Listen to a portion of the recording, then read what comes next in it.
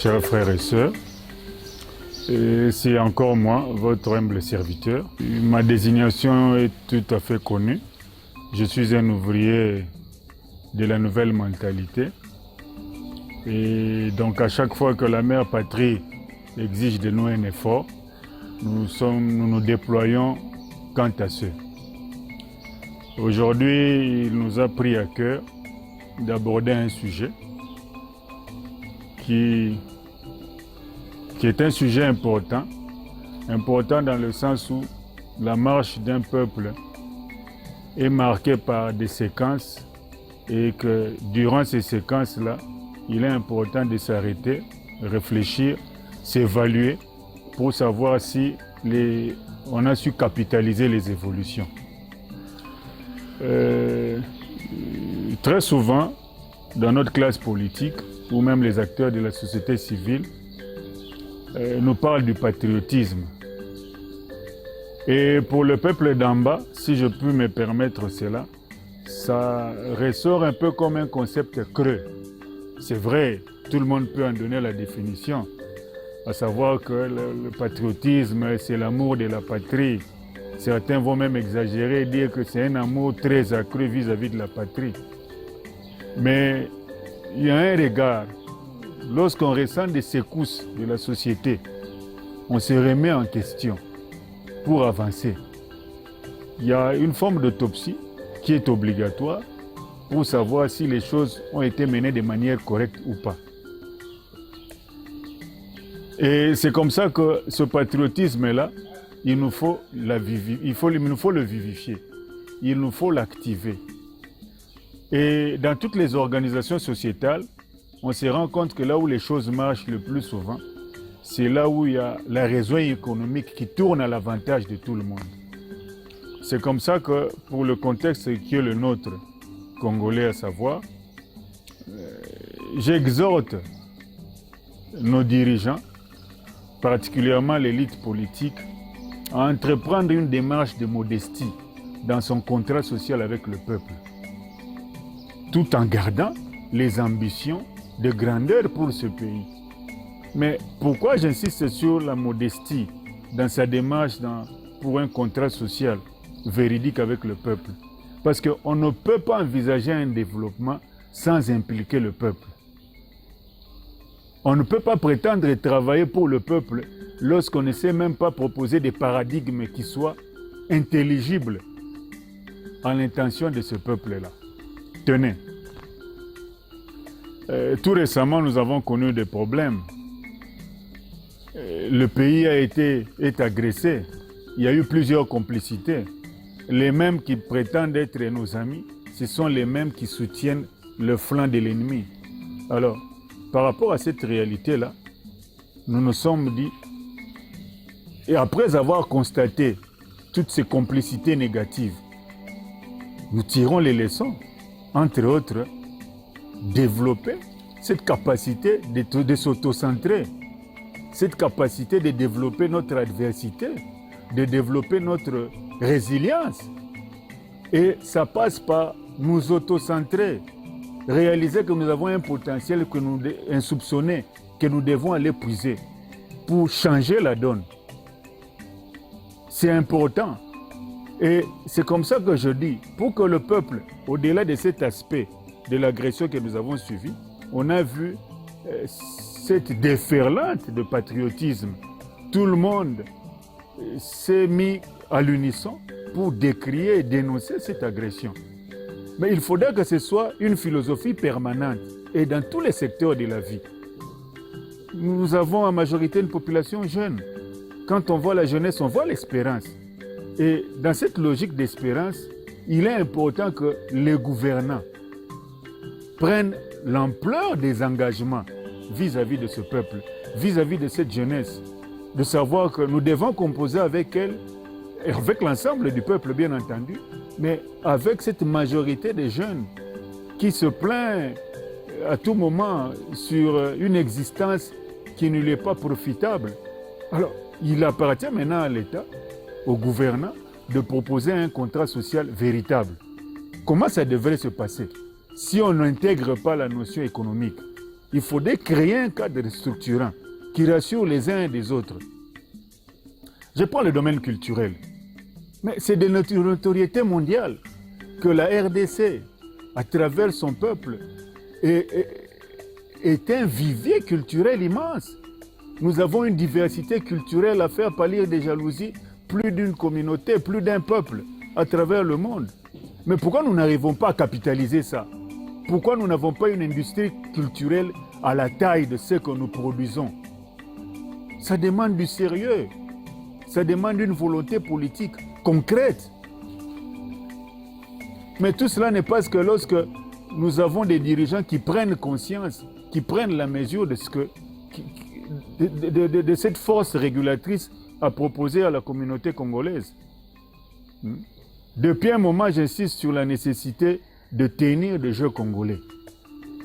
C'est à travers ces genres d'événements que nous allons conforter notre patriotisme.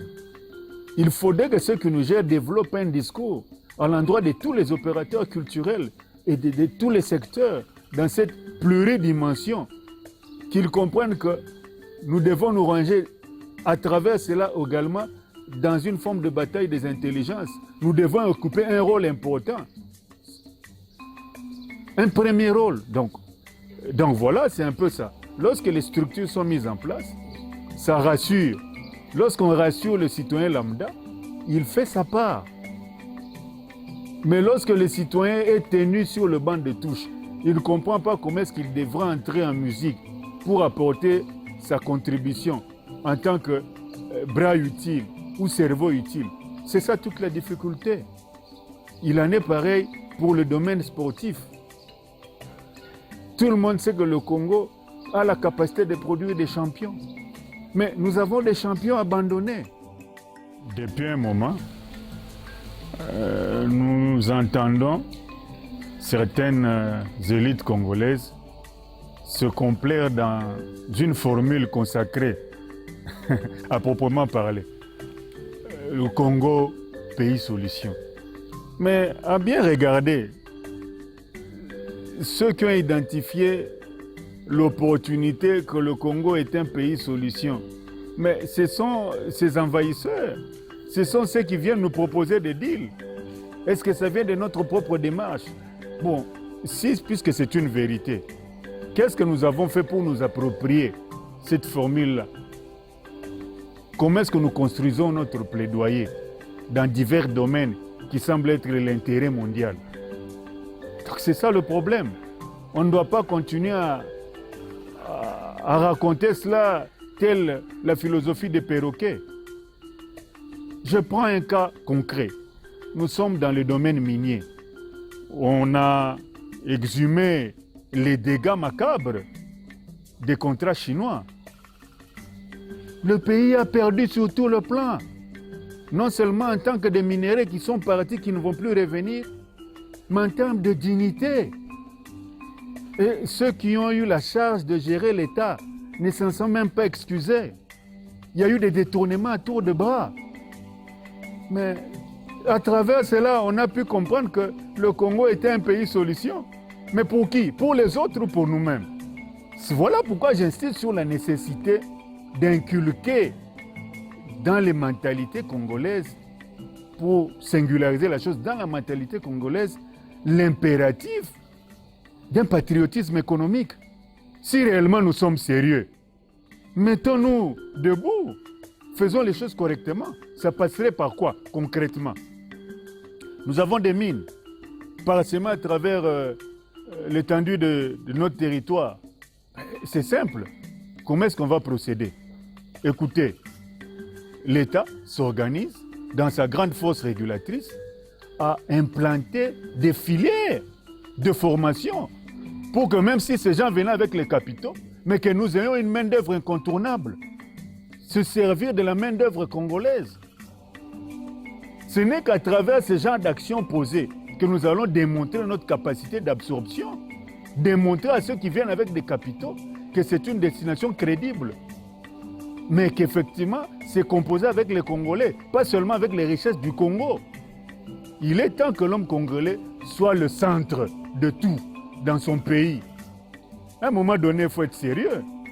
Nous ne devons pas continuer à mépriser l'avantage que la divine providence a mis à notre disposition.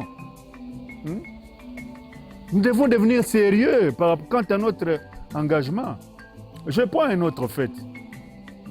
Aujourd'hui, nous avons des églises plurielles, parsemées à travers l'étendue de la République. Mais l'État peut comme ça dealer avec ces églises, dans le domaine agricole par exemple. Parce qu'en temps normal, je m'inquiète, je me dis, mais depuis tout ce temps, comment le Congo n'est pas dans la révolution agricole? Comment le Congo ne lance pas, ne décrète pas son état d'urgence agricole, alors que c'est une nécessité impérieuse? Que le Congo développe des partenariats en interne, toujours dans cette capacité de résilience et dans cette capacité d'autocentrage.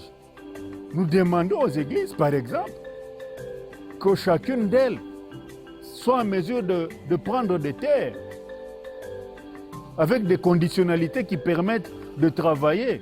C'est comme ça que d'abord, une main-d'œuvre sera résorbée, main-d'œuvre locale, la production par la suite va réduire la pauvreté, on va gagner en dignité, on va promettre toute une génération, il y aura plusieurs filières, mais que l'État soit sérieux, que l'État propose un contrat convenable à travers la formation, même si les capitaux viendront après, mais que nous ayons déjà développé cette capacité-là. C'est valable pour le secteur de la pêche, et donc voilà, j'en passe. On vient de voir la sortie de l'équipe du Premier ministre Sama Lukonde II. À titre personnel, mon point de vue n'est pas si important, parce qu'il y en a qui sont favorables et d'autres sont déçus quant à l'entrée de certains visages et au départ de certains. Il s'agit peut-être d'une partisanerie politique. Loin de nous, cette réalité-là. Mais puisque vous insistez, je dirais ceci. Les défis sont colossaux. Le Congo est un peu comme est dans cette réalité depuis longtemps. Un peu comme dans un trou. Et que la philosophie, c'est le remplissage. Même si de bonne foi, on assiste à un travail donné, mais il faudrait faire plus. C'est comme ça que d'entrée de jeu, je parlais du gouvernement ou de l'État qui doit maintenir ses ambitions au plus haut niveau, tout en étant modeste dans son contrat social. Une fois de plus, j'insiste sur la nécessité d'impliquer le peuple tous azimuts dans une dynamique de progrès. Et ça demande, ce contrat de modestie exige, premièrement, le fait de s'identifier en tant que ce peuple-là, même quand on est dirigeant.